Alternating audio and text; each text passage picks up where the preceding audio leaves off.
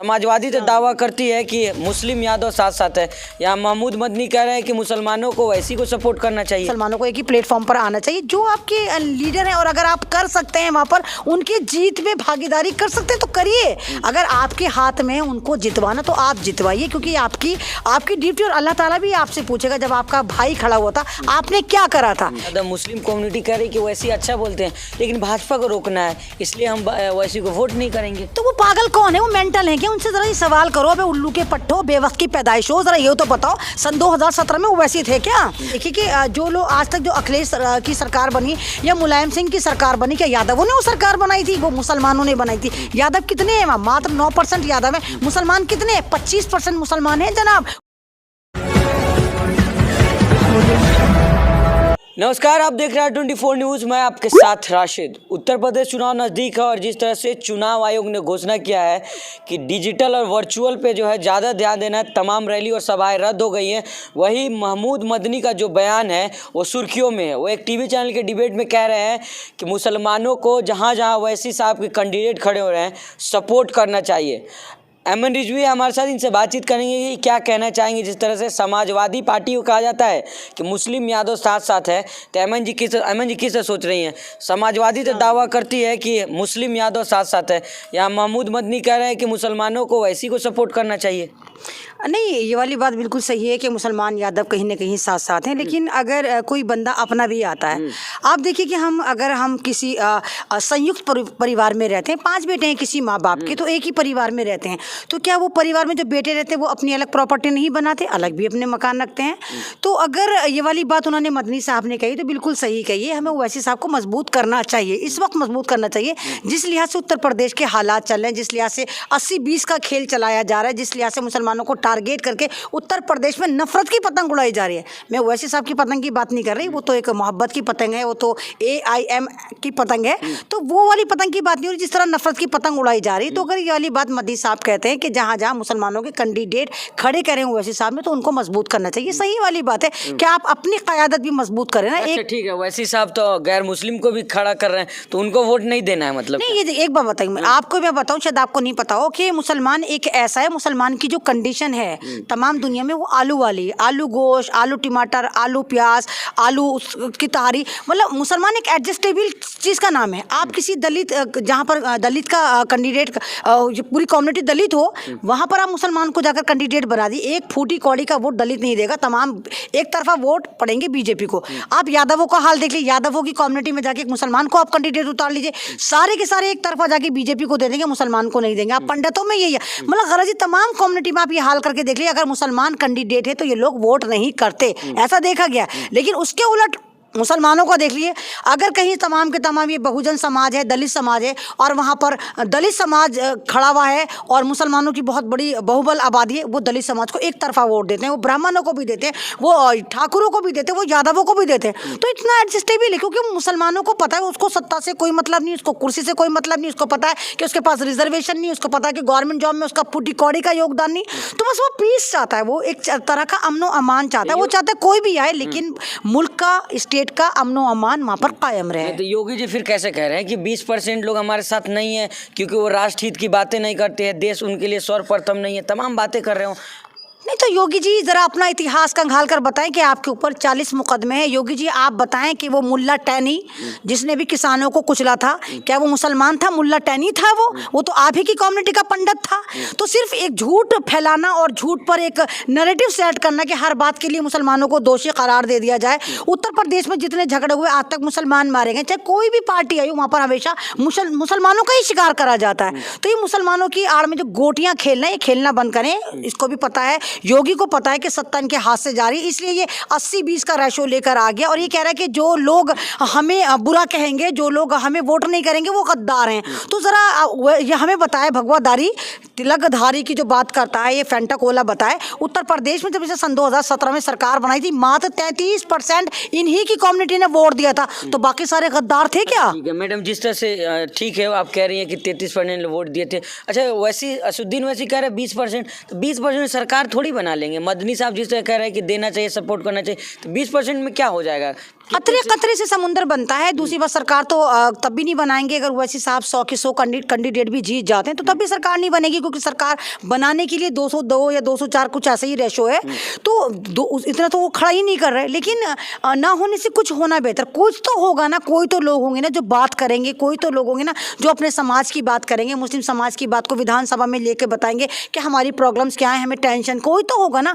अगर मतलब यहाँ पर पता नहीं, मुझे तो समझ में नहीं आता कि इतनी दिक्कत कहाँ पर आ रही कि ओवैसी साहब से लोग इतना डर क्यों रहे हैं। हर पार्टी को देखो ओवैसी साहब को टारगेट कर रही है, हर चैनल को देखो, स्ट्रीम चैनल को देखो, यूट्यूब मैनेजमेंट को देखो, सारे ओवैसी साहब के पीछे पड़ गए। मैं तो समझ ही नहीं आ रहा है। अभी आपने कहा आलू गोश्त वाली बात कही, वो बात सही तो नहीं है? नहीं, सही तो है। अब आप ये देखिए कि जो लोग आज तक, जो अखिलेश की सरकार बनी या मुलायम सिंह की सरकार बनी, क्या यादवों ने वो सरकार बनाई थी? वो मुसलमानों ने बनाई थी। यादव कितने हैं? मात्र 9% यादव है। मुसलमान कितने हैं? 25% मुसलमान हैं जनाब उत्तर प्रदेश में। तो मुसलमान जिसकी तरफ चला जाता है, सरकार उसकी आ जाती है। आप मायावती जी को देखिए, क्या मायावती जी की सरकार दलितों ने बनाई थी? बिल्कुल भी नहीं बनाई थी। मुसलमानों ने एक तरफा वोट डाला था।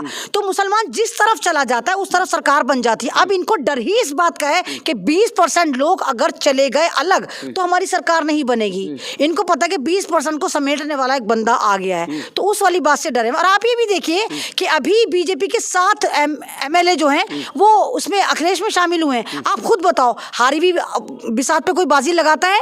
डूबती हुई कश्ती में कोई चढ़ता है? यानी इनकी डूबती हुई कश्ती को छोड़कर वो दूसरी कश्ती में चले गए। कह रहे मैडम कि नहीं, उनको टिकट कटने वाला था, इसलिए वो पहले से अपना तलाश कर रहे थे। नहीं, ऐसे कैसे कहने कुछ भी कह दो। इनको पता है कि उत्तर प्रदेश में पता है कि कमल जो है वो कीचड़ में घुस चुका। इस बार साइकिल दौड़ेगी और ये तमाम लोग अब साइकिल पे लटकने की तैयारी कर रहे हैं। उनको अखिलेश से मोहब्बत नहीं है, उनको सीट से मोहब्बत है जो अखिलेश के पास गए। उनको पता है कि हम अगर इस पार्टी में रहेंगे तो हम हार जाएंगे, अगर हम अखिलेश की पार्टी में चले जाएंगे तो टिकट हमें मिलेगा और हम जीत जाएंगे। तो ये दल बदलू जो पार्टियां बदल रहे हैं ना, वो हार के डर से बदल रहे हैं, ना कि उनको अखिलेश की मोहब्बत जाग रही है, देश की मोहब्बत जाग रही या संविधान की मोहब्बत जाग रही। नेताओं को तो किसी चीज से मोहब्बत नहीं होती, इनको सीट से मोहब्बत होती है और जनता के पैसे से, जनता के टैक्स से मोहब्बत होती है। तो मैं जिससे कह रही हैं आप कि इतना मजबूत है, तो अखिलेश यादव गठबंधन कहाँ कर रहे हैं? वो छोड़ दिए हैं, बोले नहीं साथ हमारे मुसलमान यादव हमारे साथ है। वैसे ही साहब अपने कह रहे हैं कि हमारे भीख से अखिलेश सरकार बनवाते हैं, लेकिन साथ कहाँ ले रहे हैं वो? नहीं, भीख भाग का तो खैर ये गलत है कि भीख तो किसी की भी नहीं होती। जाहिर सी बात है, अगर आपके पास कॉन्स्टिट्यूशनल हक है कि आप वोट करें तो जबरदस्ती तो आपको कोई गन पॉइंट नहीं डालेगा। वो कह रहे हैं कि मुसलमानों के वोट के भीख। नहीं, मुसलमानों के लिए अब अगर ओवैसी साहब ने दस्तक ही अभी दी है, ये तो नहीं कि पहले से ओवैसी साहब की पार्टी वहां मजबूत थी, अभी दस्तक दी है तो लोगों में अभी जोश है। लोग देख चुके हैं कि मुजफ्फरनगर दंगे अभी लोग नहीं भूले। अभी आप मुजफ्फरनगर में जाकर देखो, 24-25 हजार मुसलमान अब भी झुग्गी झोपड़ियों में पड़ा हुआ है। तो वो किसकी सरकार में हुआ था वो सबको पता है, किन लोगों ने मारा था वो भी सबको पता है। और उत्तर प्रदेश में जितने ज्यादा हिंदू मुस्लिम राइट्स के नाम पर सिर्फ मुसलमानों को काटा गया है, ये तमाम मुसलमान भारत के जानते हैं। और इनको सिर्फ ये चाहिए कि ये चाहते हैं कि हम अमनो अमान से रहे। और यही वजह है कि ओवैसी साहब के पीछे, क्योंकि ओवैसी साहब पैसे की बात नहीं करते। ओवैसी साहब आपको ऐसा ख्वाब नहीं दिखा रहे कि हम मंत्री बना देंगे, हम संतरी बना देंगे, हम यूँ करेंगे। ओवैसी साहब आपको एक सीधा रास्ता दिखा रहे हैं, कह रहे हैं कि भाई इस्लाम की तरफ आओ, सादगी की तरफ आओ, नमाजों को कायम करो, अपना जो तुमने ये इकलाम बाजियाँ, तुम्हारी फजूल खर्ची है, इसको ख़त्म करो, एक साथ मुत्तहिद हो जाओ, एक हो जाओ। क्योंकि जब हम मुत्तहिद हो जाते हैं तो एक दिन का अगर झाड़ू का सफाई नहीं कर सकता, जब झाड़ू का बंच बन जाता है वो हम अच्छी अच्छी गंदगी को साफ कर देते हैं। तो उस नारे से भी लोग अगर डर रहे हैं, जबकि मैं पहले से कहती चली आ रही हूँ कि वैसे सब कुछ नहीं कर सकते उत्तर प्रदेश में, बहुत ज़्यादा बस ये करेंगे कि 20-50 सीट निकाल लेंगे, लेकिन ये भी उनकी बहुत बड़ी कामयाबी होगी। इससे भी सरकारें डर रही हैं। तमाम देखा गया है कि ज़्यादा मुस्लिम कम्युनिटी कह रही कि वैसे अच्छा बोलते हैं, लेकिन भाजपा को रोकना है, इसलिए हम वैसी को वोट नहीं करेंगे। तो वो पागल कौन है? वो मेंटल है क्या? उनसे जरा ये सवाल करो, अबे उल्लू के पट्टो, बेवक्त की पैदाइश हो, जरा ये तो बताओ सन 2017 में वो वैसे थे क्या? तब तुमने भाजपा को क्यों नहीं रोका? तब तो तुम डाल लेते हाँ मुसलमानों को मारेंगे, हिंदू राष्ट्र आएगा, राम मंदिर बनेगा, काशी बनेगा, मुसलमानों की मस्जिदें टूटेंगी। अब तुम्हारी भाई प्यास काट दी तुम्हारी चीफ मिनिस्टर ने, तुम्हारे रोटियों के लाले करवा दिया। मुसलमान तो 70 साल से पिट ही रहा है, हर तरह से पिट रहा है। मुसलमानों को मारते टाटा बाटा साटा करके इनको ही जेल में डाल देते हैं, मुसलमानों को बॉम्ब ब्लास्ट में मार के इन्हीं के लोगों को उठा उठा के जेल डाल देते हैं। अब क्योंकि इन्हीं की सरकार ने इन्हीं के ऊपर प्यास काट दिए, अब इनको होश आ रहा है कि हमारे रोजगार चले गए। रोजगार हमारे मुसलमानों के पास थे क्या? रोजगार इनके पास थे, सत्ता किनके पास थी? इनके पास थी, मंत्रालय किनके पास थे? इनके पास थे। एजुकेशन अच्छी कौन ले रहा था? ये ले रहे थे। अब इन्होंने देखा कि इनकी सरकारें राम मंदिर के नाम पर, हिंदुत्व के नाम पे हमें ही खा गई, तमाम पूरे भारत को बर्बाद कर दिया, पूरे भारत की नौकरियों को ख़त्म कर दिया, तमाम चीज़ों को प्राइवेटाइज कर दिया।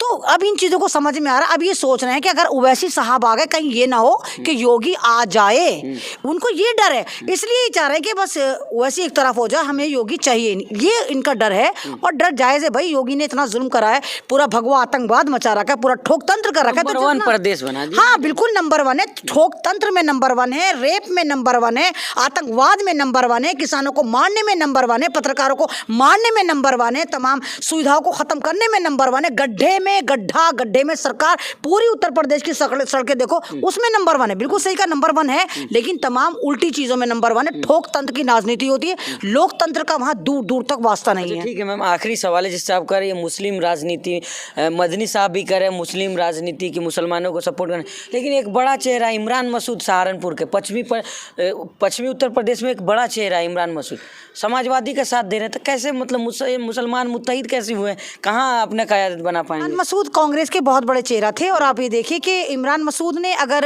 ये वाला फैसला करा है, वही वाली बात मैं कह रही हूँ कि इंसान तैरती हुई चीज़ पे दाव लगाता है, जीतती हुई बाजी पे गैम्बलिंग करता है।